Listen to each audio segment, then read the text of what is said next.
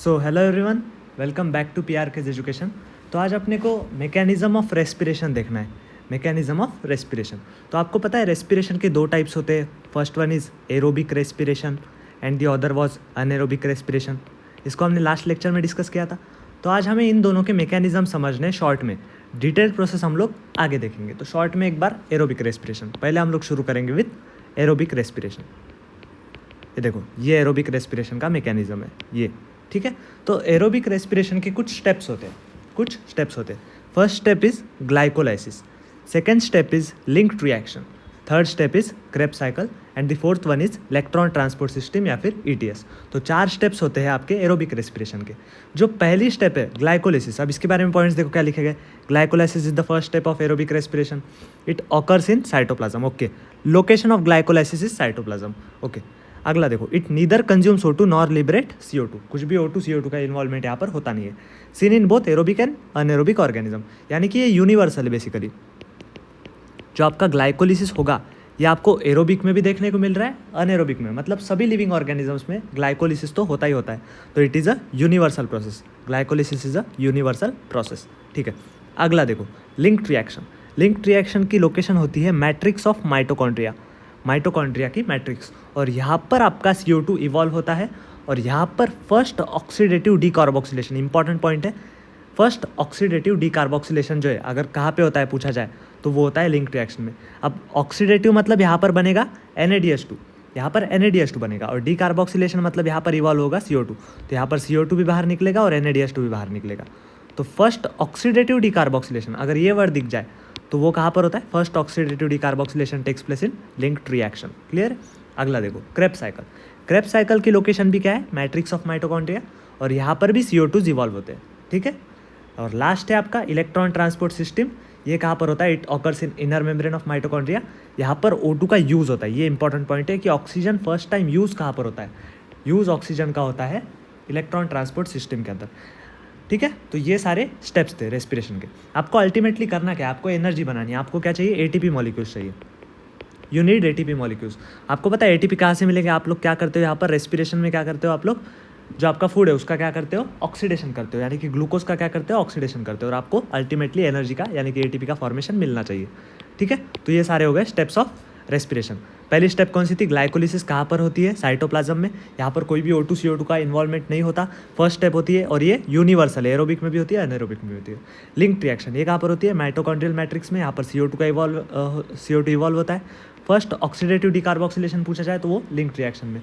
Krebs cycle matrix of mitochondria में होती है, यहाँ पर CO2 इवॉल्व होता है। और लास्टली इलेक्ट्रॉन ट्रांसपोर्ट सिस्टम, ये कहाँ पर होता है, इनर मेम्ब्रेन ऑफ माइटोकॉन्ड्रिया। यहाँ पर ऑक्सीजन का फर्स्ट टाइम यूज़ देखने को मिलता है, ठीक है। तो ये सारे थे स्टेप्स ऑफ रेस्पिरेशन। अब ये स्टेप्स को हम लोग यहाँ पर इस पैराग्राफ के द्वारा, इस फ्लो चार्ट के द्वारा शॉर्ट में समझेंगे। इस फ्लो चार्ट के द्वारा हम लोग शॉर्ट में देखेंगे, ठीक है। तो देखो, ये पूरा मैकेनिज्म ऑफ एरोबिक रेस्पिरेशन। पहली स्टेप ऑफ एरोबिक रेस्पिरेशन या फिर अनएरोबिक कौन सी होती है, ग्लाइकोलिसिस। देखो ग्लाइकोलिसिस, ये देखो ग्लाइकोलिसिस के अंदर होता क्या है, देखो ध्यान से, शॉर्ट में बता रहा हूँ आपको। जो आपका ग्लूकोज होता है, ग्लूकोज कितने कार्बन का होता है, 6 कार्बन। ग्लूकोज का ग्लाइकोलिसिस में होता है पार्शियल ऑक्सीडेशन, कंप्लीट ऑक्सीडेशन नहीं होता है, पार्शियल ऑक्सीडेशन होता है। और जब ग्लूकोज का पार्शियल ऑक्सीडेशन होगा तब यहाँ पर बनेंगे 2 molecules of pyruvic acid, 2 molecules of pyruvic acid, या फिर आप लोग इसको पायरुवेट भी कह देते हो, पायरुविक एसिड या फिर पायरुवेट। तो यही होता है ग्लाइकोलिसिस। ग्लाइकोलिसिस में आपको करना क्या है, जो आपका ग्लूकोज है which is a 6 carbon containing compounds, उससे आपको बनाना है pyruvic acid. Pyruvic acid is basically 3 carbon containing compound. अब देखो 3 कार्बन कंटेनिंग कंपाउंड है, मतलब यहाँ पर क्या हो रहा है, बस ग्लूकोज का स्प्लिटिंग हो रहा है, 2 molecules of pyruvic acid and each pyruvic acid contains 3 molecules of carbon. Clear. अब ये जो ग्लाइकोलिसिस होता है, देखो वही लिखा गया है। ग्लाइकोलिसिस में क्या हो रहा है, ग्लूकोज का कन्वर्जन हो रहा है 2 मॉलिक्यूल्स ऑफ पायरुवेट या फिर पायरुविक एसिड के अंदर 10 स्टेप्स के अंदर होता है। It takes place in 10 steps. 10 steps में आपका ग्लाइकोलिसिस ऑपरेट होता है। और मैंने क्या कहा, ये पार्शियल ऑक्सीडेशन होता है, पार्शियल ऑक्सीडेशन। क्लियर है। तो ग्लाइकोलिसिस में बेसिकली हमने किया क्या है, ग्लूकोज का conversion 2 molecules of pyruvic acid. Pyruvic acid is a 3 carbon containing compound. Okay, तो ये था ग्लाइकोलिसिस। अब ग्लाइकोलिसिस के अंदर इवॉल्व क्या होता है, ग्लाइकोलिसिस के अंदर इवॉल्व होते हैं 2 molecules of ATP as well as 2 molecules of NADH2। तो ये इंपॉर्टेंट होगा आपके लिए। हम लोग यहाँ पर साइड में लिखते चलेंगे, अभी आपको मैं एटीपी कैलकुलेशन सिखा दूंगा, ठीक है। एक सेकेंड होल्ड करो। देखो मैं यहाँ पर आपको कैलकुलेशन बताते चलूँगा, ठीक है। आपको पता है ना कि एरोबिक रेस्पिरेशन के अंदर कितने एटीपीज आते हैं। मैं लिखूँगा यहाँ पर एरोबिक रेस्पिरेशन, एरोबिक रेस्पिरेशन के अंदर कितने मॉलिक्यूल्स ऑफ एटीपी आपको चाहिए, 38, ठीक है। तो अब हम लोग यहाँ पर कैलकुलेशन करते हैं, ठीक है। देखो कैलकुलेशन समझो, कैसे 38 आ रहा है उसको समझेंगे हम लोग। देखो पहली स्टेप कौन सी थी, ग्लाइकोलाइसिस। ये स्टेप्स अगर आपको इधर ही क्लियर हो गए ना तो बहुत आसानी हो जाएगी। ग्लाइकोलिसिस में हो क्या रहा था, जो आपका ग्लूकोज है उसका कन्वर्जन हो रहा था 2 molecules of pyruvic acid. Glucose कितने कार्बन कंटेनिंग था, 6 कार्बन। पायरुविक एसिड कितने कार्बन कंटेनिंग होगा, कितने कार्बन कंटेनिंग होगा, yes it is a 3 carbon containing compound. और मैंने क्या कहा, यहाँ पर क्या इवॉल्व हो रहा था, 2 मॉलिक्यूल्स ऑफ, मैं अलग पेन यूज़ करूँगा थोड़ी सी, ओके। ग्लाइकोलिसिस में देखो, ग्लाइकोलिसिस में मैंने क्या कहा, 2 मॉलिक्यूल्स ऑफ एटीपीज इवॉल्व हो रहे हैं और 2 मॉलिक्यूल्स ऑफ NADH2 इवॉल्व हो रहे हैं। क्लियर है। अगली स्टेप्स पे आओ। अगली स्टेप देखो, ये हो गई ग्लाइकोलिसिस। अगली स्टेप होती है लिंक्ड रिएक्शन। देखो लिंक्ड या फिर गेटवे रिएक्शन। अगली स्टेप क्या है, लिंक्ड या फिर गेटवे रिएक्शन। अब लिंक्ड रिएक्शन कहाँ पर होती है, याद करो। लिंक्ड रिएक्शन होती है माइटोकॉन्ड्रियल मैट्रिक्स में। यहाँ पर CO2 का लिबरेशन हो रहा है और यहाँ पर फर्स्ट ऑक्सीडेटिव डीकार्बोक्सिलेशन हो रहा है। ऑक्सीडेटिव डीकार्बोक्सिलेशन आला रे आला, मतलब आपको क्या करना है, लिंक्ड रिएक्शन पे क्लिक करना है। अब देखो लिंक्ड रिएक्शन के अंदर होता क्या है, जो आपके पायरुविक एसिड बने ना, देखो 2 मॉलिक्यूल्स ऑफ पायरुविक एसिड बने थे ग्लाइकोलिसिस के द्वारा, उसी का कन्वर्जन हो जाता है into the 2 molecules of acetyl coenzyme A, acetyl coenzyme ए। अब ये क्यों करना ज़रूरी है, क्योंकि अगली जो स्टेप होती है, अगली स्टेप कौन सी आपकी, अगली स्टेप आपकी क्रेब्स साइकिल। क्रेब्स साइकिल के अंदर आपका पायरुविक एसिड डायरेक्टली एंट्री नहीं कर सकता, तो उसको आपको कायमे ना कायमे कन्वर्ट करना पड़ता है। तो इसलिए हम लोग क्या करते हैं, पायरुविक एसिड का कन्वर्जन कराते हैं किसके अंदर, एसिटिल कोएंजाइम ए के अंदर, ताकि एसिटिल कोएंजाइम आसानी से कायमे एंटर हो सके, क्रेब्स साइकिल के अंदर एंटर हो सके। तो इसलिए कन्वर्जन ज़रूरी है, ठीक है। तो पायरुविक एसिड का कन्वर्जन, इसलिए याद करो इसको हमने क्या कहा, gateway reaction. This reaction is called as gateway reaction basically. अब गेटवे रिएक्शन क्यों कह रहे हैं, आपको समझ में आ गया, क्योंकि गेटवे बना रहा है ना, पायरुविक एसिड को कैसे भी करके आपको कहाँ भेजना है, माइटोकॉन्ड्रिया के अंदर भेजना है, ताकि उसका क्रेब्स साइकिल हो सके। तो इसलिए कन्वर्जन होता है पायरुविक एसिड का एसिटिल कोएंजाइम ए के अंदर, ठीक है। तो अब ध्यान से समझो, समझ लो, थोड़ा लंबा होगा लेक्चर लेकिन बहुत अच्छा कंसेप्ट है। ये कंसेप्ट आ गए ना आपको, साइकिल मक्खन हो जाएगी आपके लिए एकदम, ठीक है। देखो समझो एकदम आसानी से समझो। क्या है, 2 मॉलिक्यूल्स ऑफ पायरुविक एसिड है, उसका कन्वर्जन हमने किस में किया, 2 मॉलिक्यूल्स ऑफ एसिटिल कोएंजाइम ए। यहाँ पर होता क्या है बेसिकली, यहाँ पर 2 CO2 मॉलिक्यूल्स बाहर जाते हैं, -2 CO2। अब 2 CO2 क्यों बाहर गए, मैं आपको बता दूं, पायरुविक एसिड के अंदर होते हैं 3 कार्बन्स और एसिटिल कोएंजाइम के अंदर होते हैं पर मॉलिक्यूल के अंदर 2 कार्बन्स। तो यानी कि हर एक पायरुविक एसिड, मतलब दोनों पायरुविक एसिड में से एक कार्बन बाहर निकला है, इसलिए आपको 2 कार्बन कंटेनिंग कंपाउंड्स मिल रहे हैं ना, 2। तो ये ऐसा होता है। तो यहाँ पर 2 CO2 इवॉल्व होते हैं और यहाँ पर 2 NADH2 भी इवॉल्व होते हैं।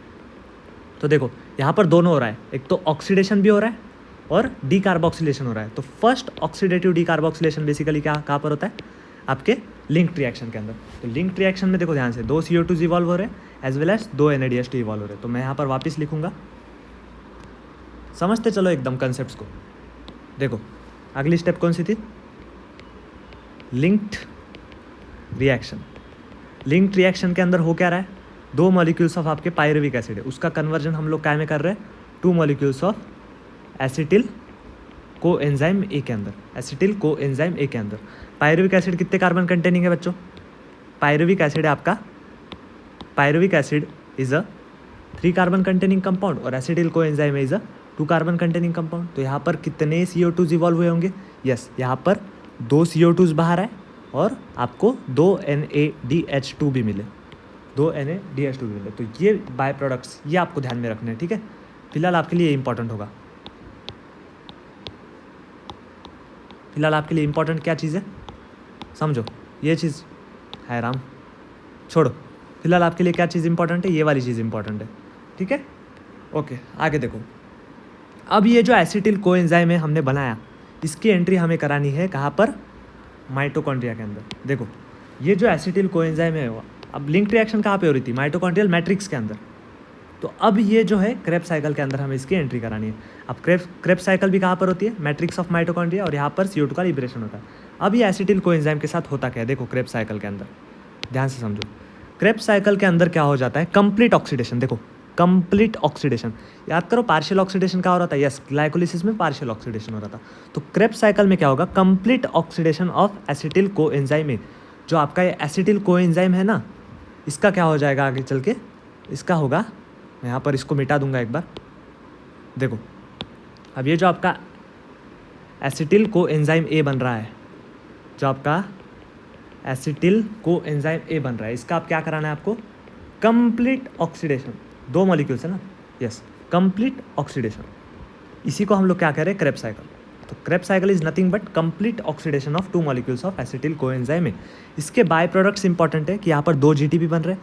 अब ये GTP क्या है सर, देखो GTP is nothing but ATP। आप फिलहाल के लिए ऐसा ही कंसिडर कर लो कि GTP is nothing but your ATP। GTP और कुछ नहीं है, ATP की तरह काम करता है, ठीक है।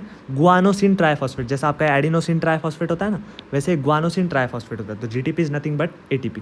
2 GTPs इवॉल्व होते हैं, 6 NADH2 विल बी इवॉल्व और 2 FADH2 विल बी इवॉल्व, ठीक है। तो क्रेब्स साइकिल को मैं यहाँ पर वापस लिखूंगा, देखो समझो बात को।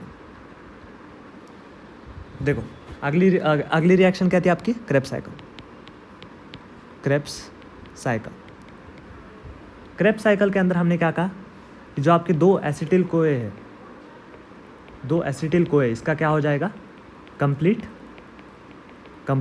ऑक्सीडेशन होगा।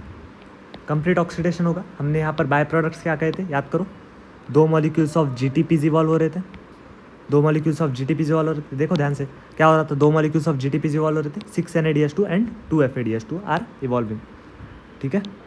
6 NADH2 and 2 FADH2 are evolving here, okay. तो 2 GTPs इवॉल्व हो रहे हैं और 6 NADH2 और 2 FADH2 ये यहाँ पर इवॉल्व हो रहे थे। तो ये 3 स्टेप्स थे। देखो क्या क्या कायम में इवॉल्व हुआ, ग्लाइकोलिसिस में आपको 2 ATPs 2 NADH2 मिले, लिंक रिएक्शन में आपको 2 CO2 2 NADH2 मिले, क्रेब्स साइकिल में आपको मिले 2 GTP 6 NADH2 और 2 FADH2।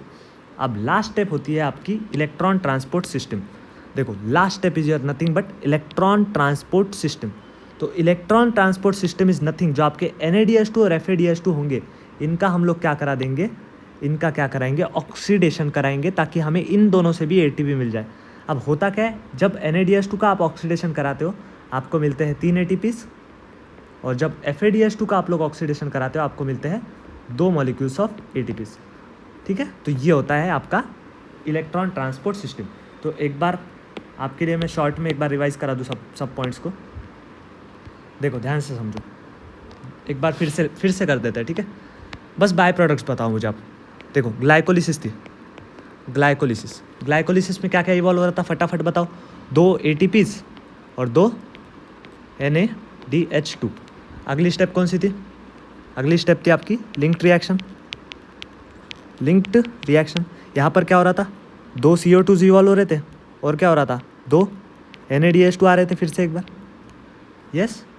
अगली स्टेप कौन सी थी, क्रेब्स साइकिल में क्या क्या इवॉल्व हो रहा था, याद करो। 2 GTPs इवॉल्व हो रहे थे, GTPs नथिंग बट मैंने क्या कहा, ATP की तरह आप लोग इसको कंसिडर कर सकते हो।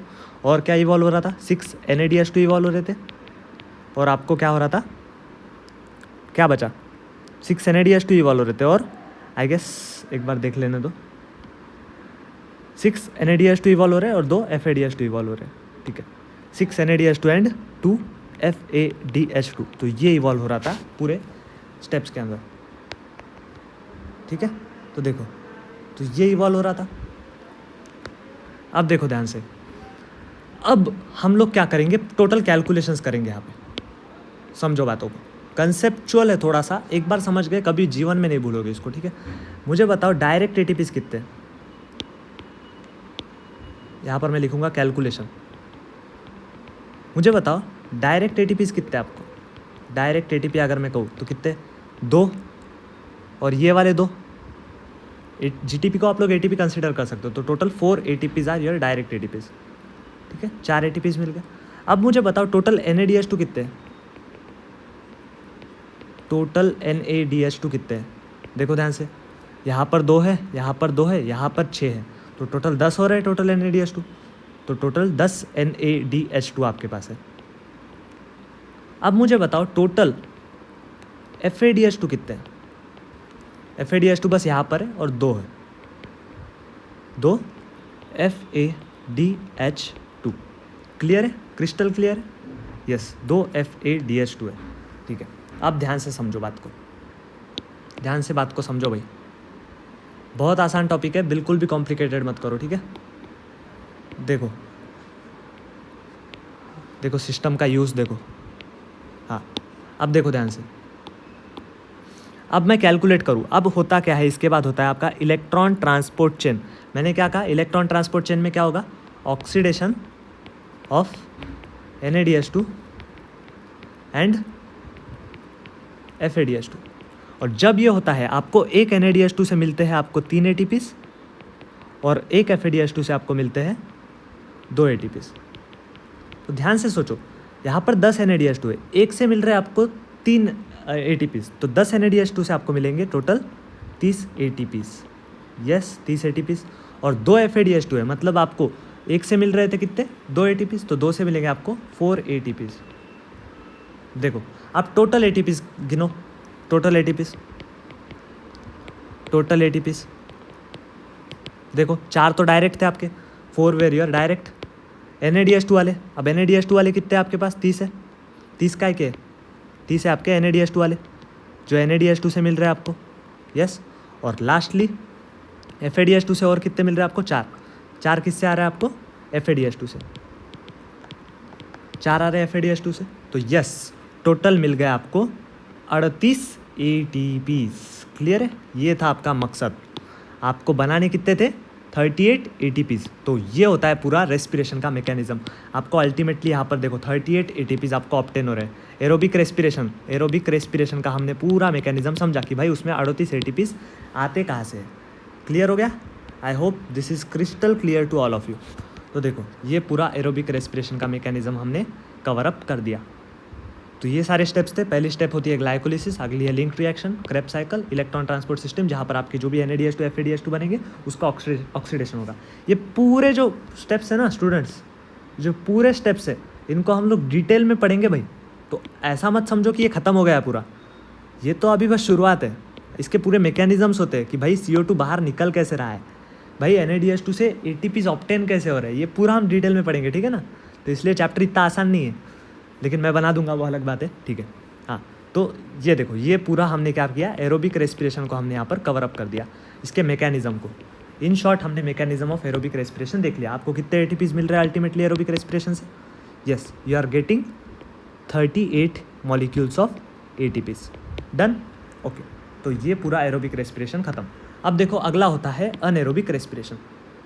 अनएरोबिक रेस्पिरेशन में मैंने याद करो आपको क्या बताया था, देखो यहाँ पर ही लिख के आ गया। देखो एरोबिक रेस्पिरेशन, देखो एरोबिक रेस्पिरेशन मैंने कहा था आपको 38 ATPs यील्ड होता है 1 मॉलिक्यूल ऑफ ग्लूकोज से, 38 ATPs। और अनएरोबिक रेस्पिरेशन देखो 1 मॉलिक्यूल ऑफ ग्लूकोज से आपको क्या मिल रहा है, 2 ATPs मिल रहे हैं, 2 ATPs मिल रहे हैं। देखो पार्शियल ऑक्सीडेशन होता है, यहाँ पर कंप्लीट ऑक्सीडेशन होता है एरोबिक के अंदर, यहाँ पर बस 2 ATPs मिलते हैं। अब मैकेनिज्म ऑफ अनएरोबिक रेस्पिरेशन समझो। So this is anaerobic respiration. NCERT में अनएरोबिक रेस्पिरेशन के 2 प्रकार दिए गए। First is your fermentation by yeast and other is your lactic acid fermentation. तो 2 एग्जाम्पल्स है आपके मैकेनिज्म ऑफ अनएरोबिक रेस्पिरेशन को समझने के लिए। पहला कौन सा है, फर्मेंटेशन बाय ईस्ट। ईस्ट जो है वो फर्मेंटेशन करते वक्त क्या, कौन से एक्शन करता है, अनएरोबिक रेस्पिरेशन को। अब देखो इसको पहले समझ लेते हैं, बाद में हम लोग आगे जाएंगे, ठीक है। देखो आप अनएरोबिक रेस्पिरेशन में फर्मेंटेशन बाय ईस्ट, पहले देखो आपके पास है क्या, ग्लूकोज है। Glucose is a 6 carbon containing compound. पहली स्टेप जो अनएरोबिक रेस्पिरेशन में होगी ग्लाइकोलिसिस ही होगी, क्योंकि मैंने क्या कहा था याद करो, glycolysis was universal process. Glycolysis was universal process, तो ग्लाइकोलिसिस होगी। और याद करो ग्लाइकोलिसिस में हो क्या रहा था आपका, glucose was converting into 2 molecules of pyruvic acid which was 3 carbon containing compound. तो यही हो रहा है, फर्स्ट स्टेप तो कॉमन है। और यहाँ पर क्या हो रहा है, 2 मॉलिक्यूल्स ऑफ NaDH2 और 2 मॉलिक्यूल्स ऑफ ATPs इवॉल्व हो रहे हैं। देखो फर्स्ट स्टेप तो एकदम सेम है। फर्स्ट स्टेप कौन सी है, ग्लाइकोलिसिस। क्या हो रहा है, 2 ATPs मिल रहे हैं, 2 NaDH2 इवॉल्व हो रहे हैं, ठीक है। और आपको अल्टीमेटली क्या मिला है, 2 molecules of pyruvic acid which is a 3 carbon containing compound. अब होता क्या है गाइस, देखो ये जो आपका पायरुविक एसिड बनता है, इसका कन्वर्जन होता है एसिटाल्डिहाइड के अंदर, इसका कन्वर्जन होता है एसिटाल्डिहाइड के अंदर। And acetaldehyde is a 2 carbon containing compound, 2 carbon containing compound. और यहाँ पर एक एंजाइम काम करते हैं that is a pyruvate decarboxylase. देखो क्योंकि ये 2 कार्बन कंटेनिंग कंपाउंड है और ये कितने कार्बन कंटेनिंग कंपाउंड है, 3 कार्बन, तो 1 कार्बन का लॉस हो रहा है। ऑफकोर्स यहाँ पर 2 मॉलिक्यूल्स बनेंगे एसिटाल्डिहाइड के, देखो 2 मॉलिक्यूल्स बनेंगे एसिटाल्डिहाइड के, और यहाँ पर इवॉल्व भी कितने कार्बन होंगे, 2 कार्बन डाइऑक्साइड बाहर इवॉल्व होंगे। समझ रहे हो ना बात को, 2 मॉलिक्यूल्स ऑफ CO2 इवॉल्व होंगे। और यहाँ पर इसलिए इसको हमने क्या कहा, पायरूवेट डीकार्बोक्सिलेज, क्योंकि भाई पायरूवेट में से कार्बन को निकालने का काम हो रहा है, so it is a pyruvate decarboxylase. तो यहाँ पर देखो 3 कार्बन था, acetaldehyde is a 2 carbon containing compound, इसके भी 2 मॉलिक्यूल्स मिल जाएंगे आपको। और यहाँ पर आपका CO2 इवॉल्व हो रहा है, CO2 यहाँ पर क्या हो रहा है, इवॉल्व हो रहा है। क्लियर है? तो एसिटाल्डिहाइड एंजाइम कौन सी काम करती है, पायरूवेट डीकार्बोक्सिलेज। अल्टीमेटली होता क्या है, इस एसिटाल्डिहाइड को कन्वर्ट किया जाता है into ethanol. Ethanol is a 2 carbon containing compound. तो यहाँ पर कार्बन का लॉस वगैरह होगा क्या, नहीं, बट यहाँ पर आपके जो NADH2 है वो यूज़ हो जाते हैं। और यहाँ पर एंजाइम काम करती है अल्कोहल डीहाइड्रोजिनेज। ठीक है, अल्कोहल डीहाइड्रोजिनेज जो है यहाँ पर काम करेगी। तो पूरे स्टेप्स आई होप आपको क्लियर हो गए होंगे। फर्स्ट स्टेप क्या है, ग्लाइकोलिसिस। क्या होगा, 2 ATPs 2 NADH2 इवॉल्व होंगे, आपका ग्लूकोज कन्वर्ट हो जाएगा पायरूवेट के अंदर। आगे इस पायरूवेट का कन्वर्जन हो जाएगा एसिटाल्डिहाइड के अंदर with the help of enzyme pyruvate decarboxylase. यहाँ पर कार्बन डाइऑक्साइड इवॉल्व हो जाएगा। लास्ट स्टेप में क्या होगा, जो आपका एसिटाल्डिहाइड है which is a 2 carbon containing compound, उसका कन्वर्जन हो जाएगा अल्कोहल के अंदर यानी कि इथेनॉल के अंदर, which is also 2 carbon containing compound with the help of enzyme alcohol dehydrogenase. और यहाँ पर NADH2 यूजर है। तो ध्यान से अगर सोच के बताओ तो यहाँ पर ग्लाइकोलिसिस के अंदर क्या बन रहा था, 2 ATPs बन रहे थे और 2 NADH2 बन रहे थे। हाँ, और जो आपकी लास्ट स्टेप थी, ये जो लास्ट स्टेप है, यहाँ पर ये वाले ही NADH2 क्या हो रहे हैं, ये जो NADH2 बन रहे हैं ये यूज़ भी हो जा रहे, समझ रहे हो ना। तो NADH2 बन तो रहे लेकिन इसी फर्मेंटेशन के अंदर क्या हो रहा है, यूज़ भी हो जा रहे। तो अल्टीमेट मेन प्रोडक्ट क्या मिल रहा है आपको, 2 ATPs। तो समझ गए। तो ये अनेरोबिक रेस्पिरेशन में आपको 2 मॉलिक्यूल्स ऑफ ATPs ऑब्टेन हो गए। क्रिस्टल क्लियर हो गया। तो ये हो गया फर्मेंटेशन बाय ईस्ट। अब अगला होता है lactic acid fermentation. Next is lactic acid fermentation. Lactic acid fermentation में क्या होता है, फर्स्ट स्टेप देखो ऑलवेज वही कॉमन, फर्स्ट स्टेप आपकी क्या है, ग्लाइकोलिसिस। फर्स्ट स्टेप ग्लाइकोलिसिस क्या होगा, 6 कार्बन कंटेनिंग ग्लूकोज का कन्वर्जन हो जाएगा 2 molecules of pyruvic acid which is a 3 carbon containing compound, 2 ATPs और 2 NADH2 इवॉल्व हो जाएंगे। और लास्टली क्या हो जाएगा, इस पायरुवेट का, यहाँ पर 2 स्टेप्स ही होते हैं लैक्टिक एसिड के अंदर। ये जो आपके 2 मॉलिक्यूल्स ऑफ पायरुविक एसिड है ना, ये कन्वर्ट हो जाते हैं 2 molecules of lactic acid and lactic acid is also 3 carbon containing compound. तो यहाँ पर देखो इसमें भी 3 कार्बन है, इसमें भी 3 कार्बन है। तो यहाँ पर CO2 का लॉस होगा क्या, CO2 लॉस नहीं होगा। जैसा यहाँ पर फर्मेंटेशन बाय ईस्ट में CO2 का लॉस हो रहा था, वैसे लैक्टिक एसिड फर्मेंटेशन में CO2 का लॉस नहीं होगा। क्लियर है। तो डीकार्बोक्सिलेशन किस में होता है, फर्मेंटेशन बाय ईस्ट में होता है। लैक्टिक एसिड फर्मेंटेशन में डीकार्बोक्सिलेशन नहीं होता। ये इंपॉर्टेंट पॉइंट है, यहाँ से क्वेश्चन बन सकता है। ठीक है। तो यहाँ पर क्या होगा, ग्लाइकोलिसिस होगी और सेकंड स्टेप में डायरेक्टली पायरुविक एसिड का कन्वर्जन किस में हो जाएगा, लैक्टिक एसिड में। और यहाँ पर CO2 इवॉल्व नहीं होगा। और यहाँ पर एक इंपॉर्टेंट एंजाइम काम करती है, that is a lactic acid dehydrogenase. जैसे यहाँ पर अल्कोहल डीहाइड्रोजिनेज थी ना, वैसे यहाँ पर लैक्टिक एसिड डीहाइड्रोजिनेज काम करती है। तो अल्टीमेटली आपको क्या मिल रहा है, देखो अल्टीमेटली आपको इससे भी क्या मिल रहा है, 2 molecules of ATPs are obtained. ठीक है, 2 मॉलिक्यूल्स ऑफ ATPs आपको मिल गए। तो अनेरोबिक रेस्पिरेशन में आपको कितने ATPs मिलेंगे, 2 ATPs। और एरोबिक में आपको कितने मिल रहे हैं, 38 ATPs। I hope this concepts are crystal clear to you. जिसने आज का लेक्चर अच्छे से अटेंड कर लिया, आई प्रॉमिस आगे के जो स्टेप्स होंगे ना, ग्लाइकोलिसिस फिर आपका आगे चल के क्या क्या आएगा, देखो बहुत कुछ आएगा। तो जिसने ये लेक्चर्स मेरे से आज का लेक्चर अच्छे से कर लिया, वो मचा देगा अगले लेक्चर में, इतना मैं आपको प्रॉमिस करूँगा। बहुत आसान चैप्टर है, मेरे से पढ़ो बस, बहुत आसान है। सो आज हमने क्या पढ़ा, बेसिकली आज हमने mechanism of aerobic as well as anaerobic respiration पढ़ा। पूरे हिसाब किताब की बातें कर ली, ATPs का वगैरह वगैरह। अब हम लोग जाएंगे इन्हीं के नेक्स्ट लेक्चर में, हम लोग जाएंगे डिटेल्स में। पहले डिटेल हम लोग करेंगे एरोबिक रेस्पिरेशन का। जो आज पढ़ा है ना, उसको पूरा डिटेल में लेके जाएंगे हम लोग, टेंशन मत लो। तो एरोबिक रेस्पिरेशन को एकदम डिटेल में पढ़ेंगे। पहले हम लोग एरोबिक रेस्पिरेशन में ग्लाइकोलिसिस पढ़ेंगे, ग्लाइकोलिसिस के बाद हम लोग लिंक्ड रिएक्शन, फिर क्रेब्स साइकिल, फिर ETS। तो ये पूरा हम लोग इन डिटेल जाएंगे। तो कल का lecture will be about glycolysis, which is very very very very very important topic. 10 steps की ये प्रोसेस होती है, 10 स्टेप्स होती है, और 10 स्टेप में अल्टीमेटली आपको क्या मिलेगा, ग्लूकोज से आपको मिलेगा पायरुविक एसिड मिलेगा। तो ये काफ़ी इंपॉर्टेंट होगा कल का लेक्चर आपके लिए। ग्लाइकोलिसिस को हम लोग ख़त्म कर देंगे बिल्कुल। और तो इसी के साथ हम लोग आज का लेक्चर कवर अप कर देते हैं। So thank you very much, आज मज़ा आया होगा, ठीक है। So thank you very much, bye bye.